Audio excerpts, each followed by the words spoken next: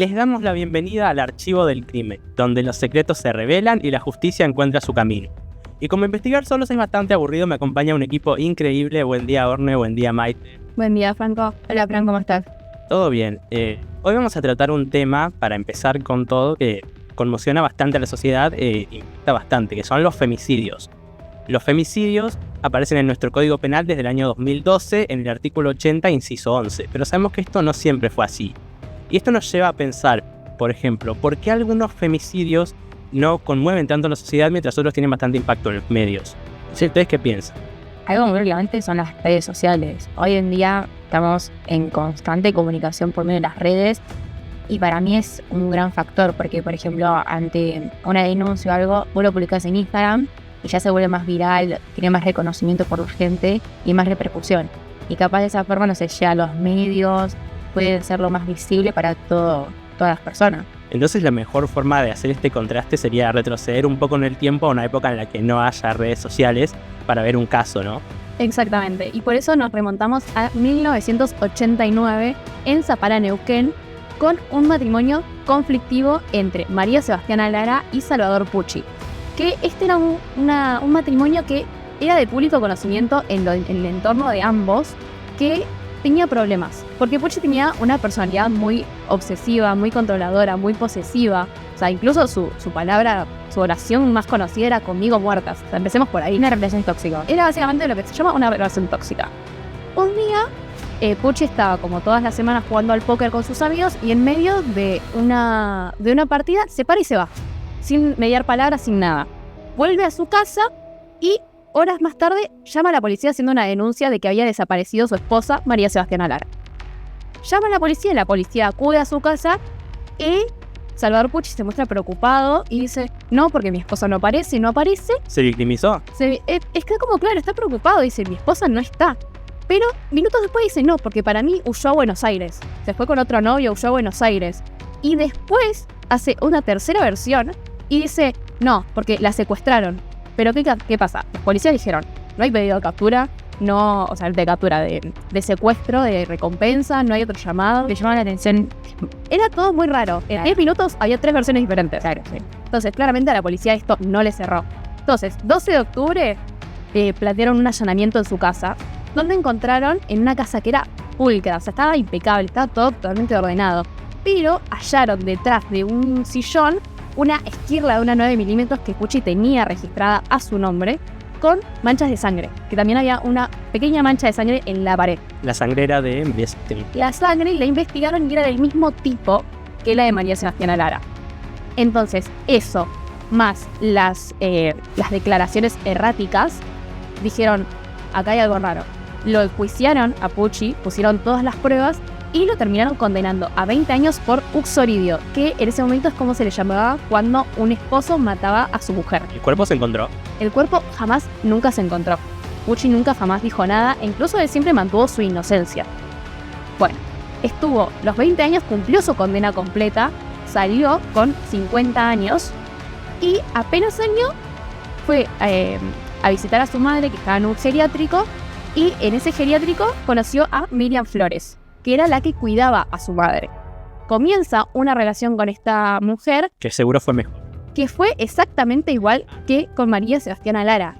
Mismos patrones, nunca, o sea, claramente en estos 20 años la cárcel no le sirvió a este señor. Y también lo mismo, posesivo, agresivo, pero lo que estábamos hablando antes, ahora este es el año 2010. Ya hay un cambio de conciencia. Hay un cambio. Entonces, ¿qué pasa? Ante las situaciones de violencia, el entorno de Miriam le decía: andá y denunciá. Ahora ya se hablaba de ir y denunciarlo porque tenés una herramienta para que te ayuden. Entonces le decían: denunciá, pues no podés seguir así. Miriam lo que hace es cortar la relación con Salvador Pucci, y a Pucci esto no le gustó nada. Lo que hizo fue ir a buscarla al trabajo, que era donde su madre estaba viviendo, en ese geriátrico. La interceptó a la salida, mientras ella iba a su moto para irse a su casa. La interceptó con 2 hombres que nunca se supieron quiénes fueron. La secuestró y en un galpón la asfixió y la golpeó dejándola inconsciente. O sea, el chabón primero le golpeó en la cabeza, que es lo que le causó la muerte a Miriam, y después con una desidia y con un odio la asfixió estando inconsciente. Después él solo fue a un descampado, a un campo, y la enterró. ¿Qué pasa? La está enterrando, la está terminando de enterrar y aparece un peón del campo que lo ve. Pucci entra como en un estado de shock y no saber qué hacer en ese momento, y lo que le dice es que él estaba ahí para entregar drogas, que no se acercara al lugar porque él trabajaba con narcos muy grosos, muy peligrosos, entonces que no se acercara y que si por favor le podía alcanzar a una ruta cercana para él poder irse. El peón acepta a llevarlo en su camioneta hasta la ruta más cercana, pero apenas se baja, el peón da media vuelta y va al descampado. Porque dijo, algo acá es raro ahí. Entonces, en el descampado, ve entre la tierra movida, corre hacia un poco y ve el cuerpo de Miriam Flores con un billete de $1 en la boca. ¿Eso significa algo? Eso es un mensaje mafioso de que es un crimen por prostitución. Como que la víctima en ese momento es prostituta y que fue un crimen por eso. Y está relacionado más a lo mafioso, no tanto a un crimen de femicidio, ponele. Entonces, el peón hace la denuncia inmediatamente. La policía, con todos los estudios, más las huellas que había dejado Pucci en la camioneta del peón al subir. Había restos también de las pertenencias de Miriam Flores por el descampado, que el mismo peón había encontrado, como el chip del celular de Miriam, en su cartera. Entonces, todas esas pruebas le sirvieron a la policía para volver a enjuiciar a Pucci y le dieron otros 20 años, esta vez por homicidio simple. Porque en ese momento en el Código Penal no estaba el agravante de femicidio todavía. Sí. Y bueno, ¿y qué pasó con Pucci al final? Pucci, entonces, lo que pasa fue que fue a la cárcel y el 28 de julio del 2014, cuando Pucci ya tenía 57 años, se suicidó en su celda con un cable de televisión. Bueno, también lo llamativo de este caso es que fue en 1989, o sea, la repercusión mediática en los femicidios no había tal figura. Las mujeres tenían, para mí, miedo de denunciar, como que no tenían confianza en que iban a ser escuchadas. También había información muy escasa, no se trataban estos temas en los medios, y si se trataban eran discusiones familiares o básicamente, claro, crímenes pasionales. O sea, no se le daba la identidad que necesitaba un crimen así. Faltaba bastante información en ese. Mucha información. Y algo que me llamó la atención, como lo habíamos mencionado, es que en el primer caso, en la primera condena al femicidio, no se había encontrado el cuerpo. Entonces a mí me interesa saber cómo se procede a una condena cuando no se encuentra un cuerpo. Para eso tenemos que hablar con nuestro experto abogado Hernán Zarratea. Bueno, no son los casos más cotidianos, ¿sí? Normalmente las condenas son cuando aparece el cuerpo. De hecho, en La Matanza tenemos una fiscalía temática, que es la Fiscalía Temática de Homicidios, que se especializa en este tipo de cuestiones. ¿Por qué es importante tener el cuerpo? Porque a partir del hallazgo del cuerpo, los médicos forenses hacen una operación, que es la operación de autopsia, y en función de eso se determina cómo fue el homicidio. Golpes derivados de riñas, balazo, bueno, hay diferentes circunstancias, pero eso es lo importante de la operación de autopsia. Ahora, cuando no tenemos el hallazgo de un cuerpo, el juez tiene que indagar sobre otros medios probatorios con el propósito de condenar a quien está siendo sometido a juicio. Algunos medios probatorios son los indicios. Yo lo que digo los indicios es como un estado de sospecha, como la sana crítica, el olor que ve el juez como que el imputado cometió el delito. Insisto, en La Matanza no tenemos condenas de homicidios sin cadáveres. Sí, en un departamento vecino como Lomas de Zamora obtenemos ese resultado, pero no son los casos más cotidianos. Pero, insisto, es muy complicado para los juzgadores determinar la culpabilidad de una persona cuando no hay un hallazgo de un cuerpo.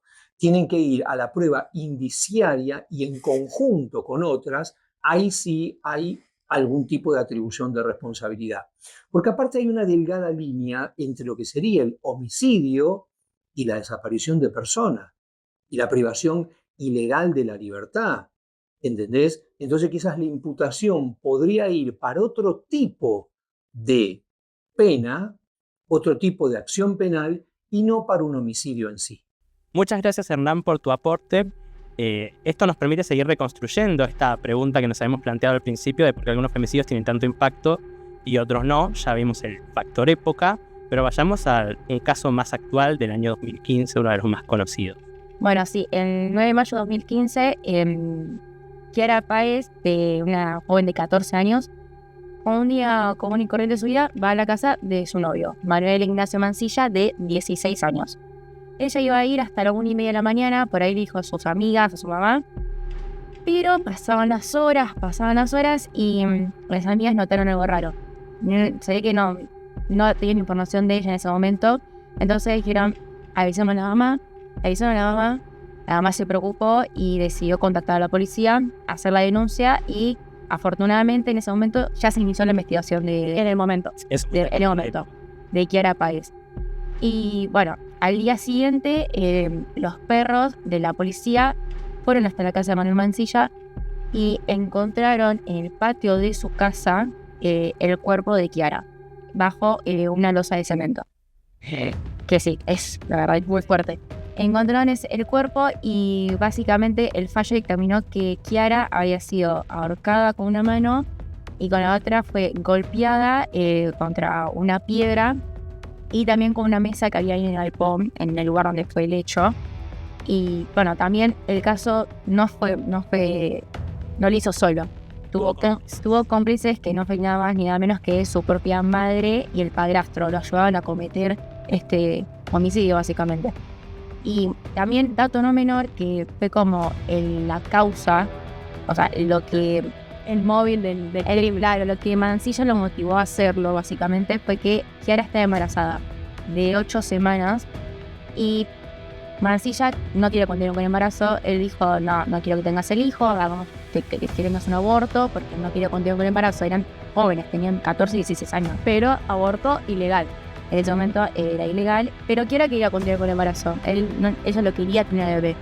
Y ese fue básicamente el detonante, lo que hizo que Manuel acabara con la vida de Kiara, básicamente, lamentablemente. Pero por suerte, al encontrar el cuerpo, en ese mismo momento, Manuel fue detenido y confesó el crimen. Pero por seda fue juzgado bajo el régimen de pena juvenil. Pero años más tarde, en el 2017, sí fue condenado por la pena máxima para menores en casos de extrema gravedad, que fue la prisión perpetua.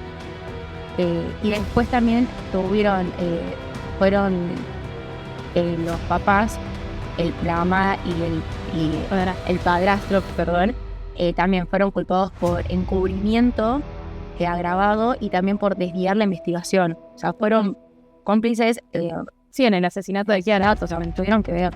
Pero por esta época, este caso ya sí tuvo bastante impacto mediático. Bueno, no fue ni nada más ni nada menos que un caso, lo que se denomina un caso bisagra en la historia social argentina. ¿Por qué? Porque el 3 de junio del 2015, pocos días después del asesinato y el hallazgo del cuerpo de Kiara Páez, se realizó la primera movilización masiva bajo el nombre de Ni Una Menos. O sea, esto de que ahora todo el mundo conoce, en ese momento no era nada que hayan visto alguna vez. Nunca habían visto tanta gente saliendo a la calle para luchar por una causa en común, que era justicia, básicamente. No solamente por Kiara, sino por todas las mujeres que nunca habían sido escuchadas, que querían salir a denunciar, que querían animarse. No tenían más miedo, básicamente. Claro, en exponer, Fue una muestra de hermandad, de abusión social contra estos casos, que antes no había. O no era tan público, entonces también la gente no sabía y seguía teniendo y cada vez, lamentablemente, hay más casos. Claro, hay más casos, pero también poco a poco hay más herramientas, hay como otra mirada claramente. Los años pasan y por suerte a veces pasan a favor nuestro también de estas cosas. Pero esto básicamente también lo que hizo fue instalar en la agenda pública lo que es la ESI, lo que es los derechos reproductivos como el debate del aborto, y también lo que son la concientización y sanción en las situaciones de violencia en adolescentes, que no es tan grave, no es menos grave que la de los adultos. No. Entonces casos como como esta bisagra, nos permiten analizar esto de por qué algunos femicidios tenían tanto impacto y otros no tanto en cuestiones de la época, y qué bueno que actualmente se le da voz a aquellas mujeres que antes fueron silenciadas. Y más o menos esto nos permite responder al interrogante que nos planteamos al inicio del programa, y de esta manera vamos cerrando este primer capítulo de Archivo del Crimen. Yo soy Franco Jara y ellas son Maitena Martins, Ornella Morelli, y también saludamos a Isabel Collado, Francesca Di Benedetto y Malena Molina. Muchas gracias por todo.